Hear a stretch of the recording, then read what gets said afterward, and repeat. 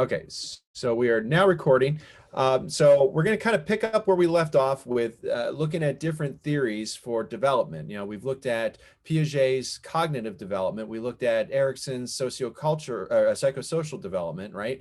And today we're going to take a look at Vygotsky's socio-cultural development as well, because this kind of feeds in, it adds a little bit of flavor of both of them, if that makes sense. So we look at culture and how that influences cognitive development.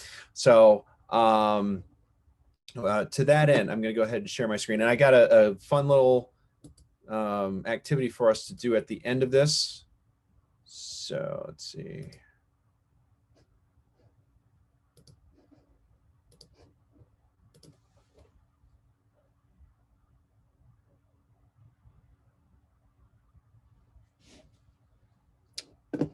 Okay, so hopefully you can see my screen here. All right.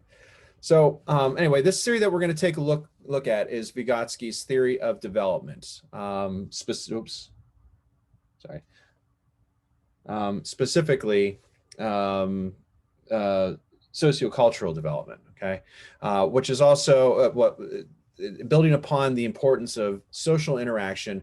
Vygotsky studies the role that social interaction plays in the development of cognition. So he was really focused on the social interaction between children, which are obviously they're obviously growing up, and they have these interactions around them, and in their development of cognition and higher order learning, they kind of incorporate all that stuff. So Vygotsky,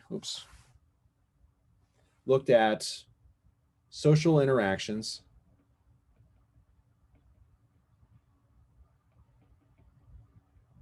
and how they led to cognitive development, okay?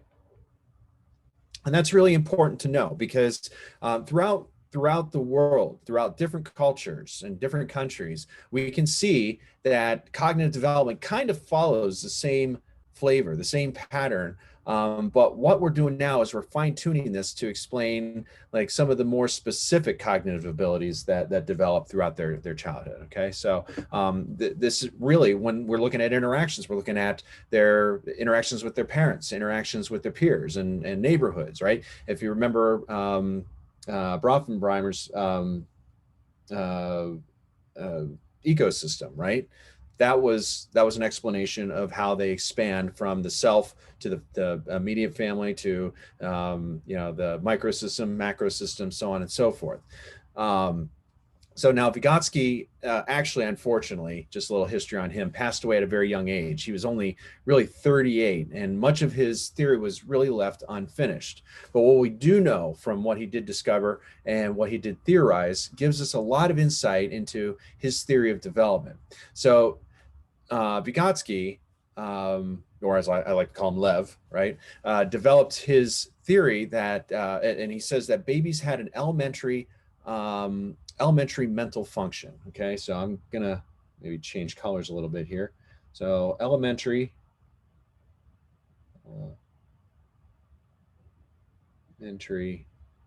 just abbreviate mental function, because I'll be using this a lot. So so essentially what he says is these mental functions are, he said that there are 4 of them. And the first one is attention. Okay, so we have attention, we have sensation, we also have perception,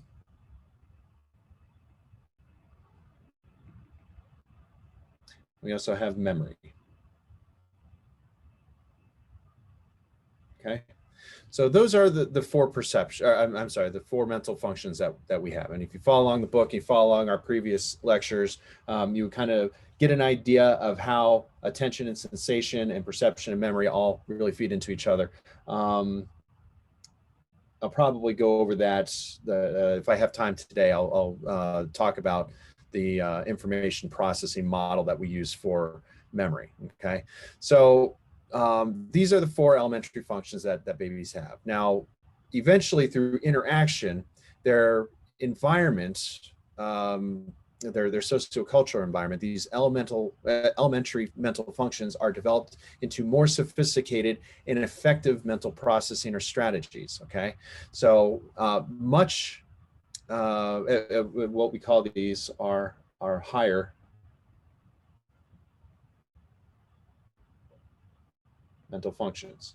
Okay, um, so much of our important learning that a child goes through occurs through social interactions with a skillful tutor.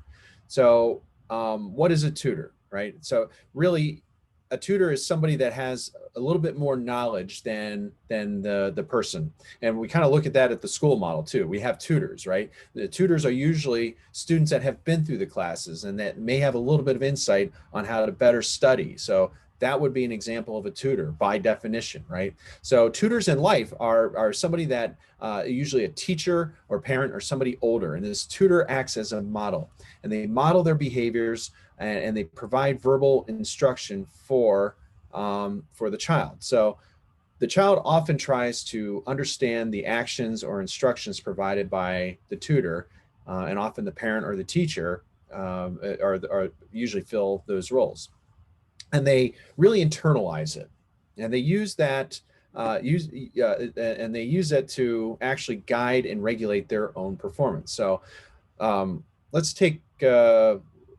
like a little trip down memory lane. Maybe many of you can kind of relate to this, and you think about when you were a kid and when you were trying to do something. I always like to think of riding a bike. Riding a bike was a very hard task, and I remember when I tried to ride for the first time, I tried to do it alone. I just crashed all the time, right? I really had a hard time. But I remember my dad, he was helping me out and giving me pointers on how to balance and pull the handlebars and everything. And he described doing that. He even demonstrated on his bike on how to do some of these very basic techniques. Now, there are a lot of things that go into riding a bike, and it's not easy for just everybody to pick up and do.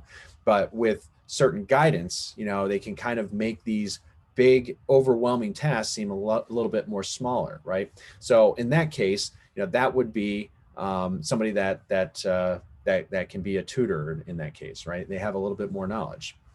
So at first, initially told me to balance the bars and balance my, maybe move side to side a little bit and get the hang of it. But eventually you get that. So maybe some of you, and part of our activity today is to kind of reach back and talk about some of these skills that you may have gained from past events, right? So eventually I became more competent, and my father didn't have to sit next to me and was able just to kind of watch me ride the bike and give me pointers along the way. I was able to learn without, I was able to actually do this more independently. Had fewer crashes. I still crashed a little bit. Luckily, back when I was riding bikes, helmets weren't very popular. In fact, I don't think you could find a helmet. But luckily, nothing bad happened. But I was able to be a little bit more independent with that. So higher mental functions are characterized by more independent learning. So can we do it by ourselves? Or do we continually need handholding, right? So, but that can only really be cultivated by elementary mental functions. Maybe rote memory, doing it over and over, and involves a tutor or someone older who actually acts as a guide through which we model our behavior. So according to Vygotsky, this type of social interaction involves cooperative and collaborative dialogue, and that's what really promotes cognitive development or cognitive ability or development. So, and of course, independent learning feeds into cognition, right? So in this example that I was giving you, my dad was an more knowledgeable other, okay, which I'm going to, and this is one of Vygotsky's, one of his three really big tenets of his theory. So I'm going to put more knowledgeable other, MKO, okay?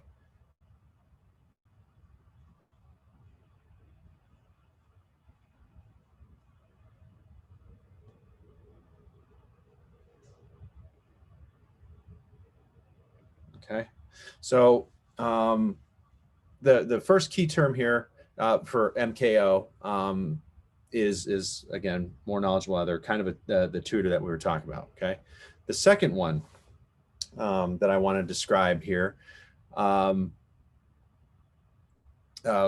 actually, let me go back to MKO. So MKO, more knowledgeable than other, is a term that Vygotsky defined, and is basically someone who has a better understanding or higher ability level than the learner, which is an example that I gave with riding a bike. Okay, I was the learner, so the MKO was a higher level of understanding and the ability with respect to whatever the task is at hand. So in this case, my dad was the MKO because he had a better understanding of how to ride a bike than I did. So the MKO really is someone else, but then we have to add in this sociocultural factor, right? So the interaction of myself, which is right here with the MKO, and the other person.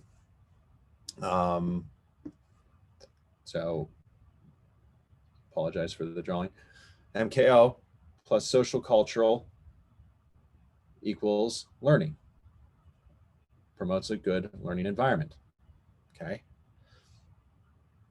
So which I put over here. So it's also what leads to higher mental functioning of independence. So it kind of feeds into independent behaviors. Okay. So the second term that I'm going to give to you today is the zone of proximal development. Okay. I'm going to ZPD.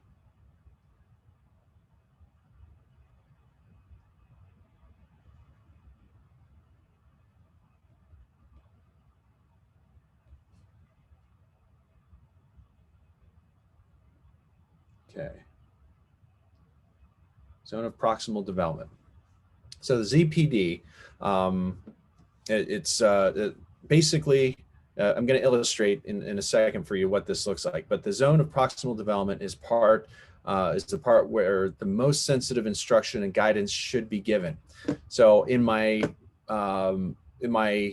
example of riding a bicycle, I was given the zone of proximal development because I was most sensitive to that information that my father was giving me. I wanted to learn it, right? I had the ability to learn it. I was between the ability of being able to do something and not being able to do something, right? And that's the zone of guidance that I received, which is what allowed me to transition from my set of skills that I already had to more expanded set of skills by learning. And going beyond that, what I had already known, right? So this is what develops in these higher mental functions. And for many of you that are going to be educators or going to be working in the field of education at all, or learning, or even management, this is going to really play a big part in that.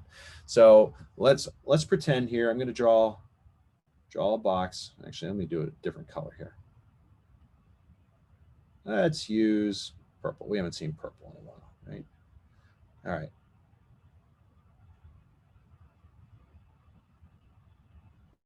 So got this box here, which represents everything that's beyond our reach and that we can't do. So I'm going to put little can't do. And when I say can't do, what I mean is we haven't acquired the skills to do this yet, right? We haven't really gone through we haven't absorbed the attention. We haven't paid attention to something. We haven't absorbed the sensation, haven't done perception on this and committed it to memory, and we haven't rehearsed it to where we have become independent, right? So that has not happened just yet. So within this box look at a task that we can do. Like for many of you, maybe social psychology isn't something that you really like. If I threw many of you into social psychology without having an introductory psychology course, social psychology might be a difficult term for you, or a difficult concept for you to grasp, right? So you have to have that background. You have to have those backbones, that foundation of that, which is scaffolding, which I think was also mentioned in your book too, building upon something you already knew. So I've got can't do here and a little circle here that represents everything that we can do currently. Okay, can do attitude, right? So these are the things that we can do. So for example, let's use motorcycles. How do you think, how comfortable do you think somebody might be able to drive a motorcycle, never having been on a bicycle before? That might be quite a jump, right? And it could be a very dangerous one, especially if you don't have the balance and everything, right? So let's say that I was taught how to ride a bicycle, right? And eventually I wanted to get a motorcycle, right? I can take the principles that I learned from, let's see, let's use green here, from riding a bicycle, which I know I can do, to riding a motorcycle, which I haven't done before, right? So everything we can do currently in our current state is what we can do. And according to Vygotsky, the zone of proximal development is this link, this green link in between the two, right here in our zone of proximal development. And that is the zone or the area that is most sensitive to instructional guidance that allows the learner to develop the skills they already have and use it on their own and go beyond the areas that they can't do to expand that learning. Okay. So one of the examples that I like to use is foreign language. I know, or maybe even algebra. How many of you enjoy doing algebra? I think I've talked about this in previous lessons, but how many of you enjoy doing algebra? Probably not many. I'm not hearing a lot of voices. No way. I do. No way. Right. Why do we need algebra? I don't need algebra to balance a checkbook, right? The idea is not really algebra that you're learning. I mean, yeah, it is. Many of you probably went into a higher mathematics course and you needed that foundation. But the other thing that, regardless of whether you use it for math or not, what algebra helps you out with is problem solving, helps you taking known variables and figuring out what the unknown variables is. So that really in a way helps you troubleshoot, and that could be expanded on in regular life and in your normal routine.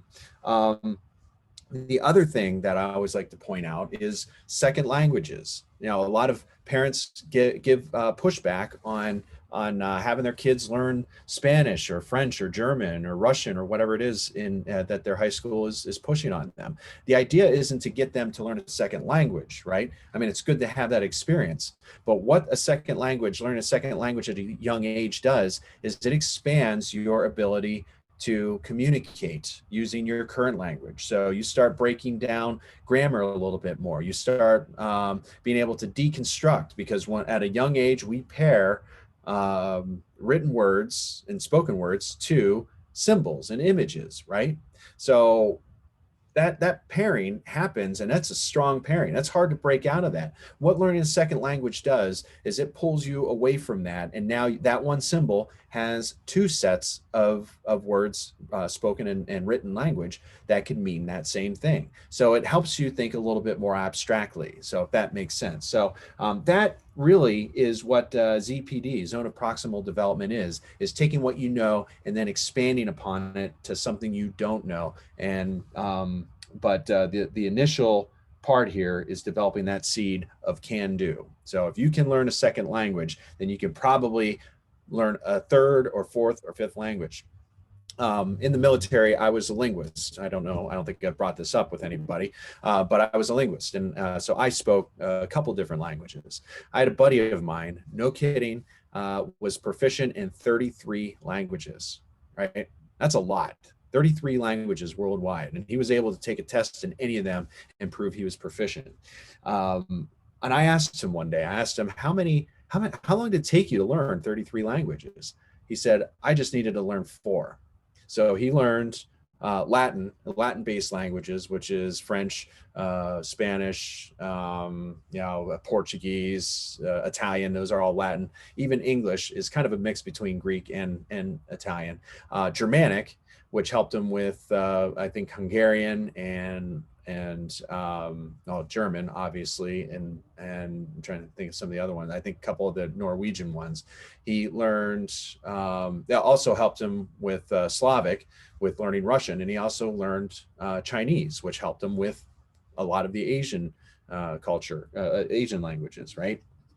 So anyway, that's kind of where he came from. See, he only needed to learn 4, and the rest he was just able to build because he already had that foundation. He had that can do for the 4, and he was proficient in those 4. So it was just expanding a little bit more grammar into, eventually he got 33 languages that he was able to do successfully and proficiently, right?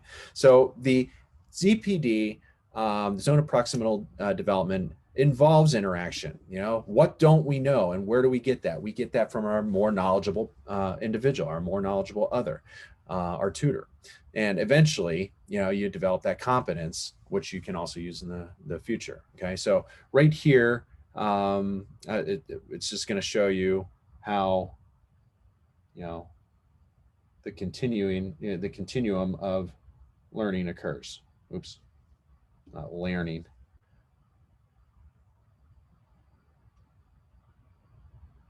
Learning and development, okay? It occurs on this continuum because we take something we can't do and we apply that to something we can do and apply it to something we can't do. But we have to have that goal first.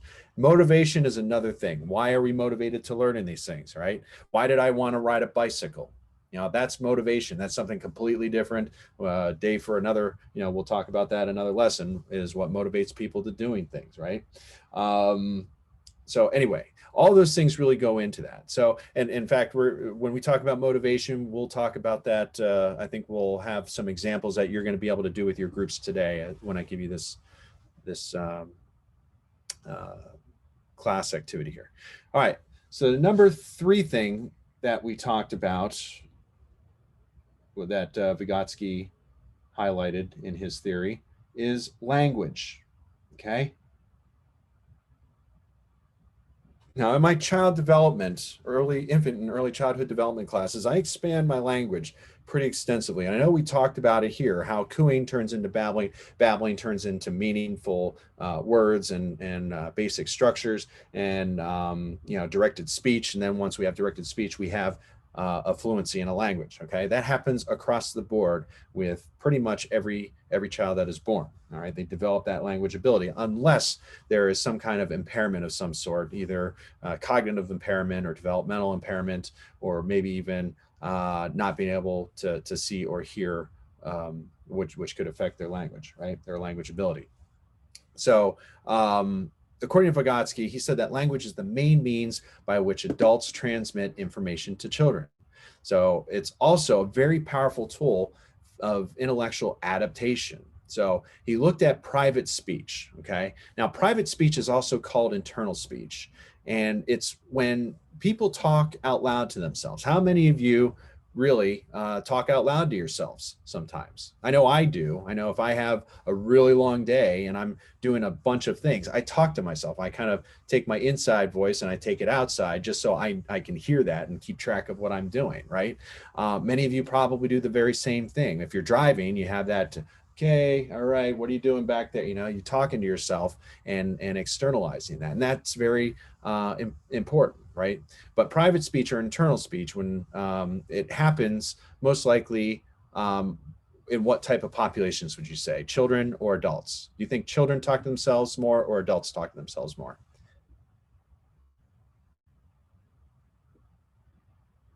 Children? I do it all the time to myself. I talk all the I was time. gonna say, me too. I'm an adult and I do it all the time. Yeah, all the time. They catch me many times, and then Okay, I'm glad to okay. hear it's normal. yeah, me too. It is. It is normal, and I think I do a lot of it myself. However, most children engage in private speech. All right, more children do that than adults, believe it or not, because they talk to themselves. And if you watch children, if you watch them play or you watch them interact, they talk to themselves. They engage in pretend play with dialogue between the two toys that they're playing with or whatever, right? And that's really, really normal. They may have a pretend friend or something that they're talking to. That's private speech, right? Pretend play. They're taking, and what happens over time is we learn to take that private speech and silence it. And usually that's because of some kind of social acceptability, some kind of social normalty, right? Because we don't want to be wandering around talking to ourselves. Kids in school might think we're a little funny or something, right? And we learn really quickly that that external speech has to kind of turn inwards. So yeah, I hear you. Many of you, including myself, probably do engage in private speech, external speech. However, children do it most often, okay, until it turns inwards. And we learn over time to do that a little bit more inwards. So active speaking, they're actively speaking to themselves and talking out loud. And he said Vygotsky said that's what language is, and therefore an accelerator for thinking and understanding. All right, so language eventually develops into thought. Okay, and we do that through modeling too, right? When a child is doing something, they're doing it out loud, they're talking about it out loud, and the parent can revector, right? Not necessarily telling them it's wrong or telling them it's right, but getting them to think out loud as to what they're doing, and hopefully that language turns into positive thought, right? So, so children who engage in large amounts of private speech are actually more socially competent than children who do not use it that much. So he believed that language develops from social interactions and communication purposes. And later, language ability becomes internalized thought, as we talked about. And as we grow older, it becomes more and more internalized, which we then call our inner speech. So basically, thought is the result of language, if that makes sense. And we do. We think in terms of language. We dream in terms of languages, right? How many of you are multilingual or bilingual, and you dream in different languages? I do. I do. Okay. Yes, I So do. some of you do, right? And you understand that, right? Because and that's kind of the power of that, is you've broken away from symbols, because we think in terms of symbols. We don't think in terms of language. We think in terms of symbols. We assign language to those symbols, right? And later. So if you are multilingual or bilingual, then you already have that background, and you're able to think outside that box, which is kind of really cool, right? But the ability to think for ourselves and develop that independence of executive functioning comes from important languages, the importance of languages, according to Vygotsky. Okay, so really, there you have it. Those are the three main tenets, or the main parts of Lev Vygotsky's sociocultural development theory. So you have your more knowledgeable than others, zone of proximal development, and language importance in thought. Okay, any questions? Anybody have any thoughts they want to share on this before we get into our activity? Okay. All right. So what I would like you to do is, if I'm going to have each one of you get into your groups again, and I'll give you about 10 minutes. I'd like to see what you come up with for examples. You know, maybe if you I know we don't have a whole lot of time here, because I think some of you want to do some work in your groups, and that's okay. But give you about 10 minutes and go through, get into D2L, and under week 6 resources, we have our I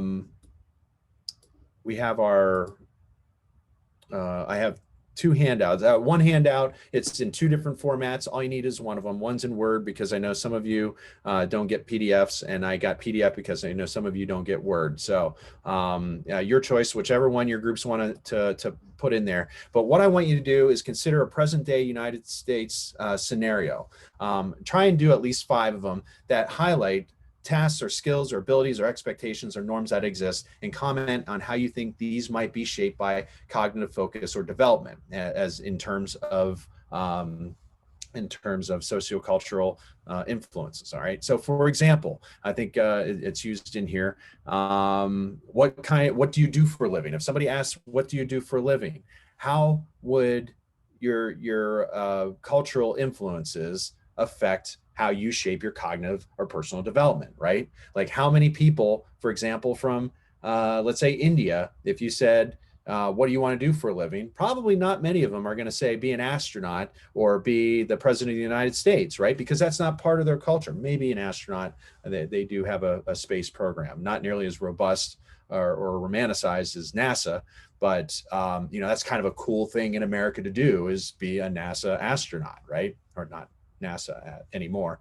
But anyway, so culture might affect how that child may perceive success and pursue that. So kind of think about that when you're doing this. Okay. So if you want to download that, and I'll give you about 10 minutes.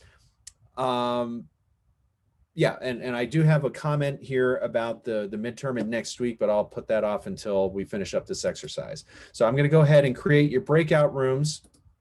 So if you want to go ahead, get into your breakout rooms. I left them open now. And again, I know a couple of you are going to need me to send you that specific assignment, but I'll do that here in just a second. Okay.